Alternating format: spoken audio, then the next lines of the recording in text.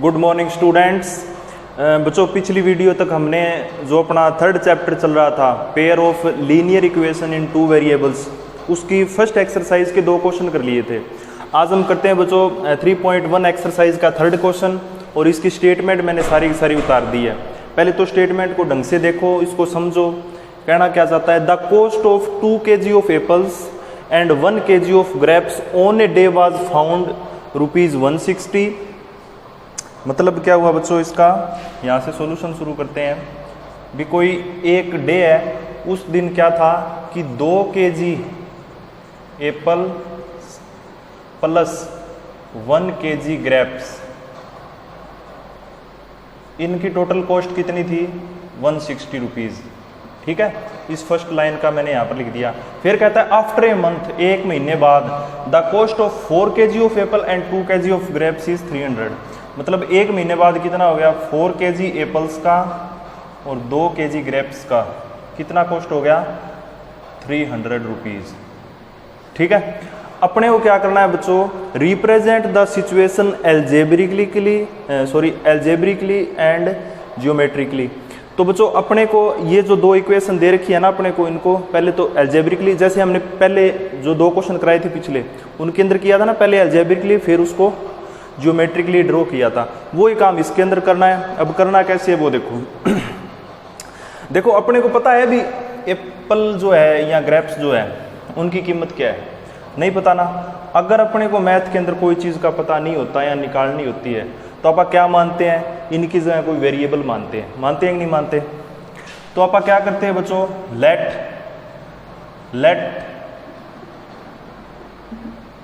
Let the cost of Apple, हमने क्या किया है, जो एप्पल है उसकी कॉस्ट मान लिया बच्चों ₹X। और इसी प्रकार let the cost of grapes की कॉस्ट क्या मानी है, Y। ठीक है, अपने को पता नहीं तो हमने क्या मान लिया, वेरिएबल मान लिया। अब इन वेरिएबल की वैल्यू कुछ भी हो सकती है। तो बच्चों इस कंडीशन के हिसाब से ये इक्वेशन किस हिसाब से बन जाएगी, देखो एक यहाँ पर 2 kg एप्पल है और 1 kg एप्पल की कीमत कितनी है, ₹X।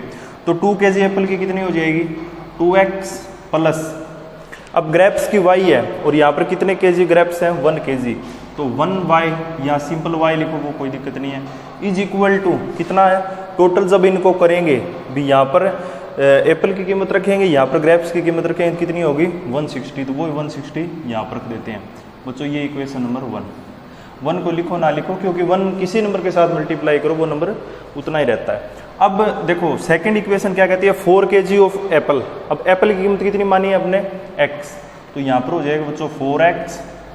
फिर ग्रेप्स कितने हैं, 2 kg, और ग्रेप्स की कीमत कितनी मानी है, 2y। तो 2 kg तो अमाउंट है और y उसकी कॉस्ट है, तो यहाँ पर आ जाएगा 2y इज इक्वल टू कितना है बच्चों, 300।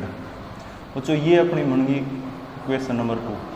और ये जो 2 इक्वेशन बनी है, इसको क्या कहेंगे हम, एल्जेब्रिकल रिप्रेजेंटेशन। ये तो हमने क्या कर दिया, इनको एल्जेब्रिकली लिख दिया है दोनों इक्वेशंस को। अब अपने को क्या करना है बच्चों, ये जो 2 इक्वेशन हमने लिखी है एल्जेब्रिकली, उसको ज्योमेट्रिकल फॉर्म में कन्वर्ट करना है। ठीक है, तो अब देखो इसको कैसे करेंगे। देखो बच्चों हमने पिछले 2 क्वेश्चन के अंदर जो काम किया था, बिल्कुल वो ही काम करना है। कौन सा काम किया था, पहले ये वाली इक्वेशन लेते हैं, ये वाली इक्वेशन यहाँ पर लिख रहा हूँ, 2X plus y is equal to 160। ये ऊपर वाली इक्वेशन ले ली मैंने यहाँ पर। अब यहाँ पर देखो, या तो x की वैल्यू निकालो अलग से, या y की वैल्यू। ठीक है, बाकी दूसरी तरफ ले जाओ। फिर क्या करना होगा, एक की वैल्यू पुट करनी होगी और दूसरे की निकालनी होगी। तो देखो यहाँ पर y अकेला, इसके साथ कोई भी है ना कोफिशिएंट नहीं है, तो y को एक तरफ रख लेते हैं, जबकि जो x है ना इसको दूसरी तरफ ले जाते हैं। ठीक है, मतलब ये 2x उठा के दूसरी तरफ लेके जाएंगे तो क्या हो जाएगा, माइनस का हो जाएगा ना। अब क्या करना है, ये जो इक्वेशन है इसके अंदर अलग अलग वैल्यू पुट करनी है, और जो दूसरा वेरिएबल है उसकी वैल्यू फाइंड आउट करनी है। तो बच्चों एक यहाँ पर है ना बॉक्स बना लेते हैं। हम क्या करेंगे बच्चों, इस बॉक्स के अंदर ये x की वैल्यूज होगी, ये y की वैल्यूज होंगी। ठीक है, हम क्या करते हैं, x की वैल्यू पुट करते हैं और वहाँ से y की वैल्यू फाइंड आउट करते हैं।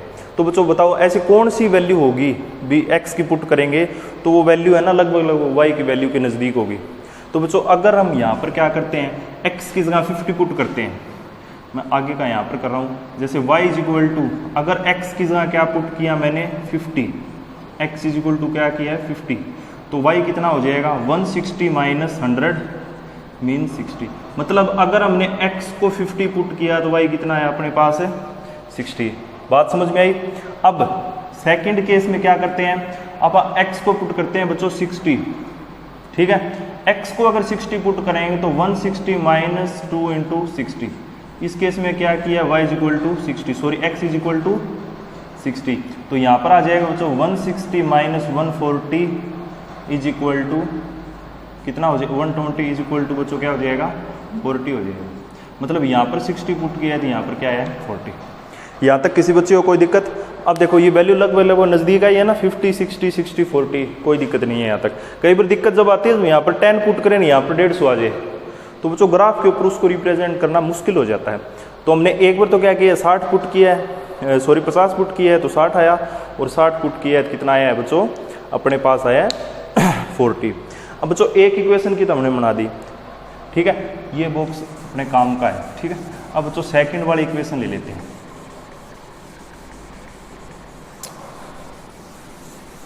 अब देखो ये सेकंड वाली इक्वेशन कौन सी है, सेकंड वाली इक्वेशन है ये वाली। अब बच्चों इसको लिख लेते हैं पहले तो 4x plus 2y is equal to 300।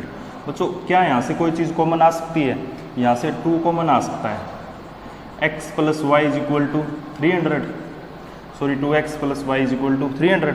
अब ये 2 इस तरफ जाके डिवाइड हो जाएगा तो 2x प्लस वाई कितना आ जाएगा बच्चों 300 divide by 2 is equal to 150। ऐसे लिख सकते हैं कि नहीं लिख सकते? मतलब अपने पास इक्वेशन क्या मिली 2x plus Y is equal to 150। अब इसको ऐसे लिख सकते हैं कि नहीं लिख सकते? लिख सकते हैं। क्यों? क्योंकि हमने यहाँ से कॉमन लेयर यहाँ पर डिवाइड कर दिया, जैसे पिछले क्वेश्चन में भी ऐसा ही कुछ किया था। अब क्या करते हैं y की वैल्यू अलग से निकाल लेते हैं। y क्या हो जाएगा 150 माइनस 2x। समझ में आई बच्चों बात? हमने क्या किया है y की वैल्यू निकाल ली 150 माइनस 2x। अब एक ऐसा कैसा कॉलम बना लेते हैं, बॉक्स बना लेते हैं। ये x की वैल्यू हो जाएगी अपनी, ये y की।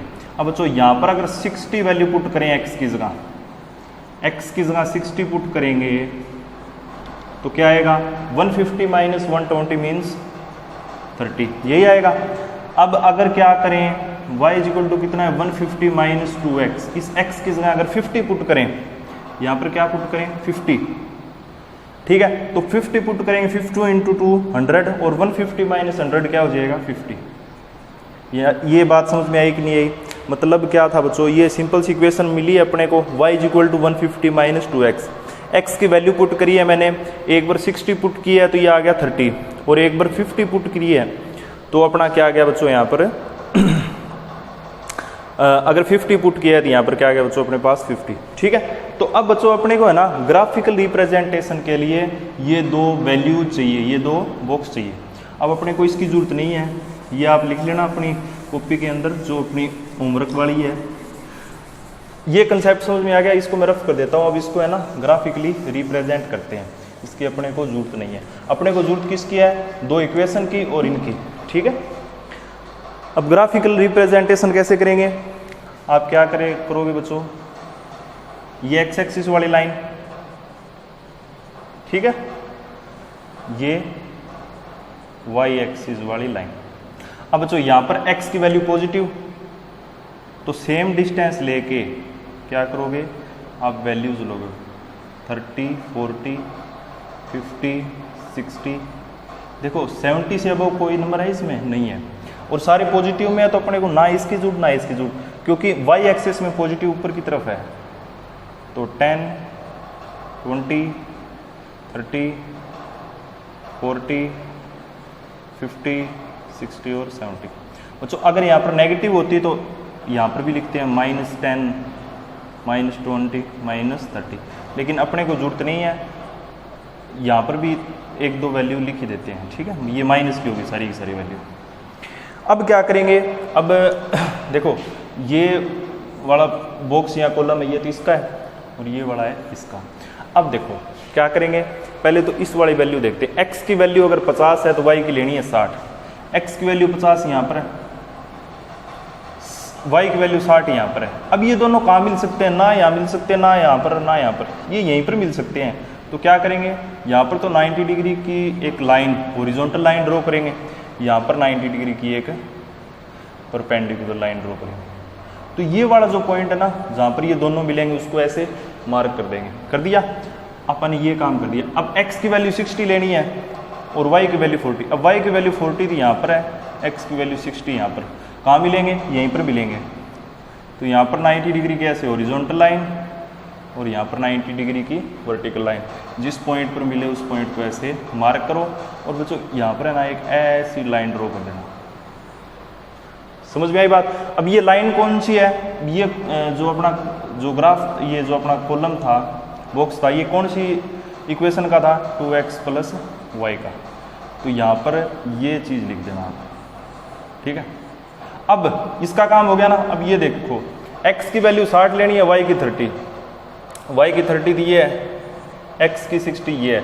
तो जहाँ पर मिलेंगे ना आपस में, एक लाइन ऐसे ड्रॉ करो, लाइन ऐसे ड्रॉ करो, तो ये वाला पॉइंट आ जाएगा एक। तो दूसरा ये वाली होगी ना, दूसरी 50-50 लेनी है, तो 50 वाली लाइन तो ये है ही, और दूसरी 50 वाली लाइन हो जाएगी ये, तो ये वाला पॉइंट हो जाएगा। अब जो एक तो ये पॉइंट नया है, एक ये पॉइंट नया है, तो इन दोनों पॉइंटों को आप क्या करोगे, ऐसे ज्वाइन कर दो। तो बच्चों एक लाइन ये होगी, दूसरी लाइन ये होगी, दो लाइनें होगी ना। आप जब ग्राफ के ऊपर बनाओगे ना, प्रकार पेंसिल ग्राफ लेके, बच्चों बहुत बढ़िया स्ट्रक्चर बनेगी ये। थोड़ा सा मैं वैसे ही व्हाइट बोर्ड पर तो मार्कर की मदद से ऐसा ही बनता है, फ्री हैंड स्केच, लेकिन अब जब आप करोगे ना तो बढ़िया बनेगा ये। अब ये हो गया ना अपना काम। अब ये लाइन कौन सी बनी है, जो नहीं बनी है, ये लाइन बनी है 4x + 2y = 300। तो बच्चों इस प्रकार से हमने क्या कर लिया, इस क्वेश्चन को जियोमेट्रिकली भी रिप्रेजेंट कर दिया। अलजेब्रिकली ये था, जियोमेट्रिकली ये था। अपना question number 3 complete, exercise 13.1 complete. Thank you.